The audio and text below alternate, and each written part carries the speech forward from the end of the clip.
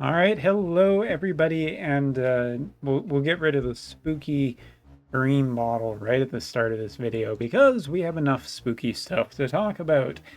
As we have basically said in the past, the November update is going to be a big one because it is the 4.0 anniversary, or the fourth anniversary. That's another way of putting it. And first off, we're going to be talking, we're going to get just talking about the future adjustments and updates for FFPE War of the Visions. And then we're going to talk about the bullshit. So get ready for that. So anyway, future planned adjustments as well as upcoming updates. So let's get into it. First off, future planned adjustments. Adjustments have been scheduled to implemented in November. Abolishment of weapon proficiency level. Basically, from now on, characters are, proficient with weapons. They don't need to be trained up with weapons anymore, which is good. It was stupid. It didn't need to be a thing, and it's gone. Hooray. Next, increase the upper limit of chocobo, or items that can be gotten from the Explorer Chocobo, and change the ability to explore for a long time. Again, good. Most people weren't spending lapis on this anyway, and we're not ever going to spend resources on it, so probably just a good idea to get rid of it. Next up, adjust the mission contents for daily missions to conditions that make it easier to clear. Great. There's nothing wrong here. I absolutely love it. I guess I should scroll down a little bit, but daily missions are going to be a little bit easier.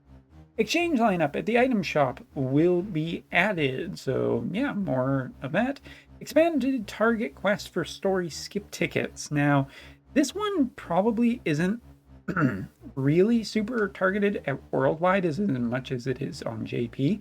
You guys have had event quest tickets for like ever, and JP hasn't had them, so I'm thinking that that's exactly what this is responding to, but we'll have to wait and see. Adjustment to mission contents required to obtain seals to make it easier to clear. Okay, all right, sure, fine, why not? As for upcoming updates, which is section 2 in here, say hello to the improvement to unit intimacy and summon beast animal resonance. Apparently that's going to take a little bit longer for some stupid reason, even though that should probably be axed as well. Batch awakening of units. Apparently you will be able to batch upgrade characters, which okay, I'm not sure exactly how that's going to work, but sure. Improvement to increase the display priority for units during guild battle matches. Probably just something to make the average player's life a little bit easier, and I'm not going to complain about it either. Guild battle during a battle party has already been attacked, can now be registered as a proxy. When transmuting faith stones, you can now select any additional abilities. So basically, for people who don't know what the hell that means for the JP side, essentially they're done screwing us with these fuckers. And I say these fuckers because, quite frankly, I absolutely hate this shit. While trust stones obviously are not the biggest deal anymore because people have become, just okay with them, this being able to select an ability and not have to re-roll, basically they're done torturing us with this system, and not a moment too soon. If they want to increase the number of players and overall satisfaction, get this shit out of here. Rerolling is something is for stats and abilities is bullshit that belongs in other gacha games, and I never want to see it here ever again. So not a complaint, but hopefully these updates are coming relatively quickly. But anyway, yeah, I think there isn't really too terribly much to talk about extra here. Weapon proficiency level basically has been abolished after the characters. The effects of all equipment will be at A proficiency for all characters. Increase the maximum item limit for Chocobo exploration, increase the maximum item limit for exploration of Chocobos to allow for longer periods of time. Hopefully this doesn't require Vizier because that was a stupid upgrade and wasn't worth it anyway. Adjusted the mission content of daily, so basically adjustments have been made. For completing 5 of the 6 missions will be enough to get 100%, which is good. Basically means you can skip something every single day. Added item exchange limit of faint memories and angel statues will be added to the item exchange shop. So sure, why not? Again, those are pretty old at this point and not really much of a problem anymore. So of course they're not going to be charging. Anyway, excuse me. Adjustments will be made to the number of times multi-quests are cleared to obtain seals. So basically they're decreasing it or making it better, which good. Multi is pretty unappealing most of the time, so I can see that being generally good for now. And story tickets can now be will add targets for selection quests and etc. that can be used for story skip tickets. So basically kind of what we were expecting. Now, scrolling through the remainder of the updates that we have not talked about yet, the future ones, let's just go through revision of unit affinity and summon beasts. So it will now can be changed. All acquired units and all summon beasts will have max unit intimacy and max summon beasts. So basically, they're getting rid of intimacy and summon beasts. There's a little more detail down here at the bottom. Batch awakening allows units awakening and limit breaking to be performed all at once, which basically means you can probably waste a bunch of materials on characters you didn't want to upgrade anyway. And I'm not super excited about that one, but we'll see how bad it is. Implemented automatic lap function for quests, multi-quests, and raids. Auto rotation when creating a room. Once you've created an auto rotation room, it is possible to repeat the rotation automatically once you sortie. So I guess auto lapping for multi-quests and whatnot. Finally, 4 years in. Guild battle, transmuting stones you can select. So yeah, that covers all of that. So that's basically the update for what is coming to JP and worldwide, probably in the near wide future, you know, to even out the versions. This is the JP side. Keep an eye out for worldwide specific updates later that you guys have not gone. Probably need to get. So now the bullshit. And that's essentially what this section is. I'm even going to mark the time in my brain. So welcome to the bullshit. So starting as of November 1st, say hello to the power creep that we were all expecting. As of November 1st at midnight, the implementation of what is being called Holo Vision Cards will be scheduled. Holo Vision Cards can obtain the following effects, limited to specific content, vision mastery, as well as content limited party abilities. We'll get back to that in a second. So basically, from what it said, by strengthening Holo Vision cards and releasing the vision mastery, you can obtain effects for all units for each content. The effects of vision mastery will be activated when the Holo Vision card is not equipped to the unit. I will repeat that again. The effect of vision mastery will be activated even if Holo Vision cards is not equipped to the unit.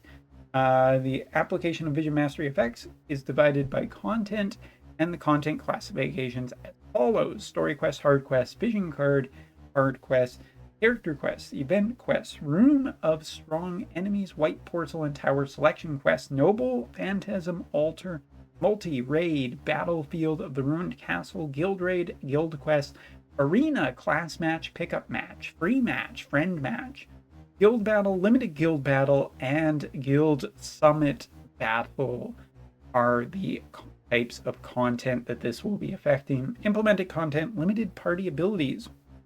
You can obtain party abilities effects limited to specific content. The classification of each content is the same as vision mastery.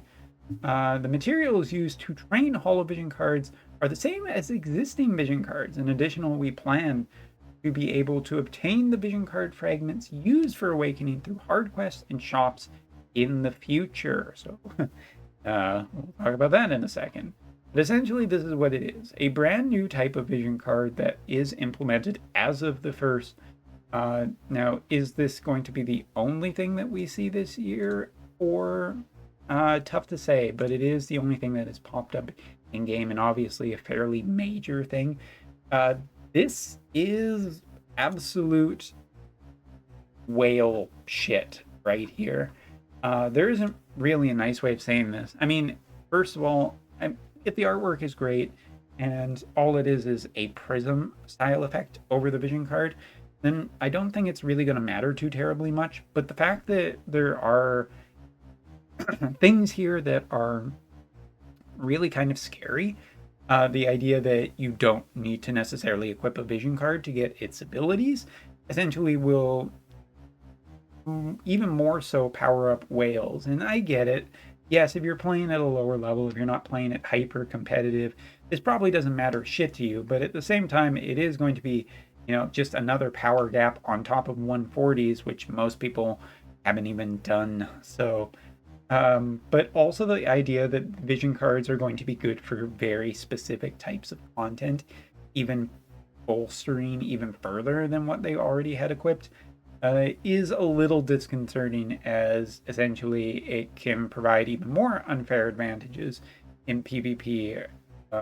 Not only but guild battles, and it's going to force people into necessarily going for even more stuff. Because guess what? The vision card that you got for guild battle isn't necessarily good for arena, and isn't good for story or porcelain tower.